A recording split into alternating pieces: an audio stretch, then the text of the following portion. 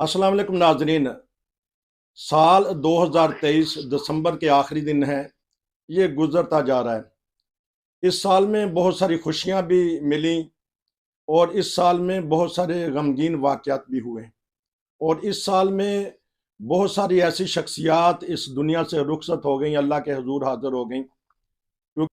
तो आज हम एक ऐसी बुजुर्ग हस्ती का जिक्र खैर करेंगे। अभी चंद दिन हुए उनकी वफात हुई।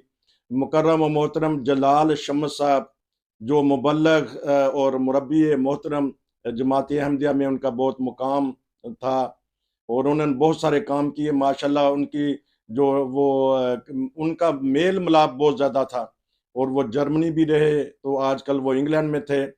तो मेरे साथ एक ऐसी शख्सियत हैं जो उनके करीब रहे हैं, तो मैंने सोचा कि उनके ज़िक्र खैर में डॉक्टर साहब के उनके करीबियों से हम ज़िक्र खैर करेंगे। ना सिर्फ ये एक प्रोग्राम होगा, बल्कि हम काफ़ी सारे प्रोग्राम करेंगे उनकी सीरत के बारे में। जी, अस्सलाम वालेकुम।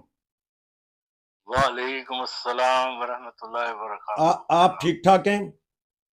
जी, अल्लाह का शुक्र है, एहसान है उसका बहुत। सन 2023 में बहुत सारी जो हमारी बुज़ुर्ग शख्सियात हैं, वो अल्लाह को प्यारी हो गई हैं। क्योंकि आप जानते हैं काफ़ी अरसा से जर्मनी में हैं, बहुत सारी बुज़ुर्ग शख्सियात से आपका बाकायदा राब्ता भी रहा है और एक आप शायर दिल भी रखते हैं और आप माशाल्लाह पढ़ते भी हैं, दोस्तों को सुनाते भी हैं।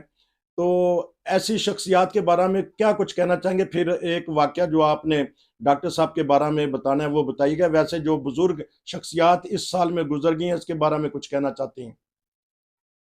बात ये है कि ये तो ऐसी अटल बात है, अटल चीज़ है। ज़िंदगी है तो मौत है तो ज़िंदगी है। ये तो चक्कर चलता रहेगा। जो इस दुनिया में आया उसने बिलाखिर अपने मालिक हकीकी के पास जाना है। जी। जिस्म जो है वो ज़मीन की अमानत है, वो जिस्म ज़मीन में रहता है, रूह जो है वो खुदा के हुज़ूर हाज़िर होती है। हुँ। और नेक लोगों को ज़िंदगी में अल्लाह ताला खुद ही बिशारत दे देता है जन्नत की। तो मेरी नज़र में डॉक्टर जलाल शम्स साहब एक नहायत मोहतरम, बहुत मोहब्बत करने वाले, बेलौस इंसान थे हुँ। और इस तरह डाउन टू अर्थ थे कि उनके अंदर बाज़ दफ़ा देख के उन्हें हैरत होती थी कि अल्लाह ताला तेरे ऐसे बंदे भी हैं। हुँ। तो वो आज हम में नहीं, अचानक जहान फ़ानी की तरफ कूच कर गए। अल्लाह ताला उनकी मग़फ़िरत फ़रमाए, उनके आमीन। इन्ना लिल्लाहि व इन्ना इलैहि राजिऊन। इन्ना नाज़रीन, लिल्लाहि व इन्ना इलैहि राजिऊन। तो कोई क्योंकि आप करीब से आपने देखा है और आप भी काफ़ी अरसा से यहाँ हैं कि एक तो टर्किश ज़ुबान में माशाल्लाह वो माहिर थे और बाज़ तुर्की के दफ़ा माहिर थे, तुर्की ज़ुबान। तुर्की ज़ुबान जो बोलते हैं, तुर्की भी परेशान होते रहे हैं।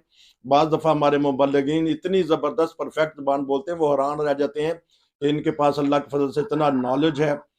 दीनी और दुनियावी इल्म होता है, हमारे जो मुबल्लिगीन होते इलाही हैं। इलाही इलाही सिलसिला है ना, इलाही इसके सिलसिला। अंदर अब तो फिर बताइएगा हमें कि एक वाक़या आप बताना चाहते थे। अनबिया की सुन्नत है कि वो पैगाम हक हर किसी को पहुँचाते हैं, तो इस बारे में एक वाक़या है, बताइएगा। बात ये है कि ये आज से कुछ साल पहले की बात है, जब बोस्निया की जंग हुई और बोस्निया से लोग जो हैं वो हिजरत करके जर्मनी में आए और पूरे यूरोप में थे भारत। तो वहाँ उन तक पैगाम हक पहुँचाने के लिए जमात का हमने मरकज़ की हिदायत पे टीमें बनाई थी जो मुख्तलिफ इलाकों में जाती। मैं कट शॉर्ट करूँगा, डॉक्टर साहब से मेरी, चूँकि आप हम्बर्ग में भी थे, बर्लिन में भी थे, हुँ। फ्रैंकफर्ट में भी थे, इसलिए इनसे मेरी ज़्यादातर मीटिंग्स इन्हीं के साथ मैंने जाके की। ठीक। तो एक दफ़े हम लोग, एक वाक़या जो मैं शायद सारी ज़िंदगी में नहीं भूल पाऊँगा, हुँ। उनकी शख्सियत का, वो ये कि एक मीटिंग में हम गए जर्मनी के शहर हानाओ के आस-पास किसी जी। जगह पे वो मीटिंग थी। जी। तो हम पहुँच गए, तो वहाँ पे 250-300 के करीब लोग आए हुए थे। ठीक। तो हम पहुँच गए, डॉक्टर साहब ने अपनी तुर्की ज़ुबान में जो है वो अपना कुछ पैगाम शुरू किया। तो मैंने डॉक्टर साहब से अर्ज़ की, मैंने कहा हज़रत मीटिंग है, या तो जर्मन बोलेंगे हुँ। तो या फिर इंग्लिश में बात चलेगी। तो हुँ। कहने लगे मुझे तो तुर्की आती है, गल करनी तो करो। अच्छा। मैं कहा नहीं, नहीं, तुर्की की मजलिस नहीं है ये, असल में बोस्नियन की है। बहरहाल हुँ। कहते हैं कोई नहीं, अस्सी सीखे है। बहरहाल उन्होंने बात शुरू की, तो बात शुरू हो गई। उनका खिताब को तकरीबन घंटा एक चला। हुँ।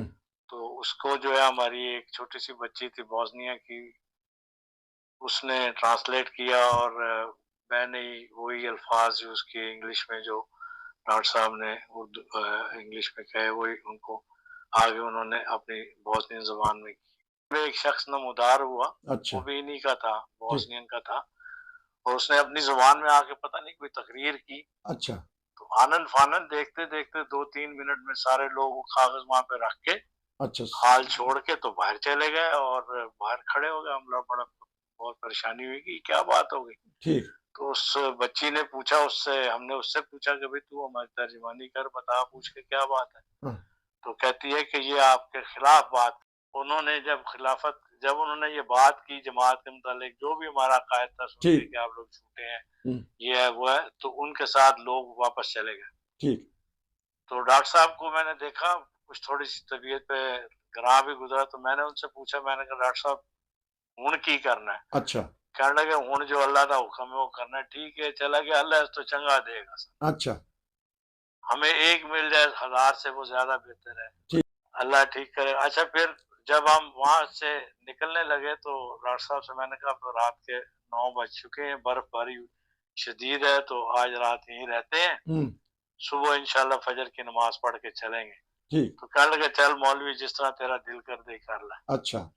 तो हमें वहाँ की मस्जिद पे जो नमाज सेंटर था वहाँ सोने की, ठीक है, आपने वहाँ आराम किया जी। चले गया रात गुजारने के लिए। तकरीबन रात के तकरीबन 2:30-3 बजे का टाइम था। ठीक। किसी ने दरवाजा खटखटाया, जिस कमरे में हम थे उस कमरे का दरवाजा खटखटाया। वो बाहर ऐसे सड़क की तरफ ही खुलता था, तो मैंने देखा बाहर एक आदमी खड़ा हुआ है। तो वो बोस्नियन लैंग्वेज में बोल रहा है, हो जा कम। अच्छा। तो मैं बात करना चाहता हूँ। तो हम तो उसकी बात नहीं समझे। खैर, हमने फिर वो उस बच्ची को बुलवाया, जो बच्ची हमारे साथ गई थी, वो लजना की तरफ ठहरी हुई थी। ठीक।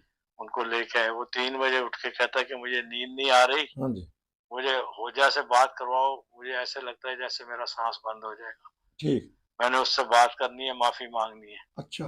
इतने में इमाम साहब, मैं कहा इमाम साहब आपका कहा क्या है। इमाम साहब उठ के आए बाहर, कहने लगे क्या क्या बात है। तो उसने बच्ची से बात की इमाम साहब ने।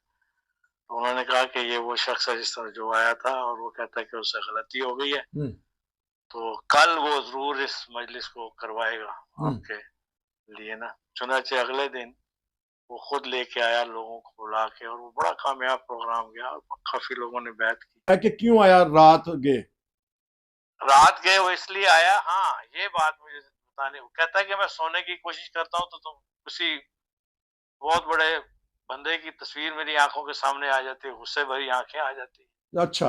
और यूं लगता है जैसे कोई मेरे पीछे लगा हुआ है और मुझे सुकून नहीं, मैं भागता हूँ। ठीक। तो मुझे एक अननोन पर्सन जो है वो उसका चेहरा मेरी आंखों में आता है, वो मेरे आगे पीछे आ जाता है जी। जिसको देख के मैं डर जाता हूँ, और सोना भी चाहूँ तो नहीं सो पा रहा ना, जी। इतना मुझे डर लग रहा है। तो फिर मुझे वो कहता है कि मुझे दिखाया कि मैंने वो मैं यही समझाऊं कि जो मजलिस आज की लगी हुई थी वो पाक मजलिस थी, और उसको मैंने खराब किया। कल मैं सुबह इमाम से बात करने आया, कल आप रुक जाए ना जाए, कल आपको दोपहर वक्त मैं यही मीटिंग करवाऊंगा और ज्यादा लोग होंगे। चुनाचे उसने अपना अहद पे पूरा किया। अगले दिन हमने फिर दोबारा मीटिंग की और उसमें काफी सारी बातें हुई। नाजरीन, क्योंकि प्रोग्राम का वक्त खत्म हुआ, ये सिलसिला जारी रहेगा। हम नासिर राजपूत साहब से और भी वाक़या सुनेंगे। हमारे साथ जुड़े रहिए, इंशाल्लाह हम जिक्र खैर डॉक्टर साहब का करते रहेंगे और आपको बेहतरीन वाक़या बताते रहेंगे। नसीर को इजाज़त दीजिए। अस्सलाम वालेकुम।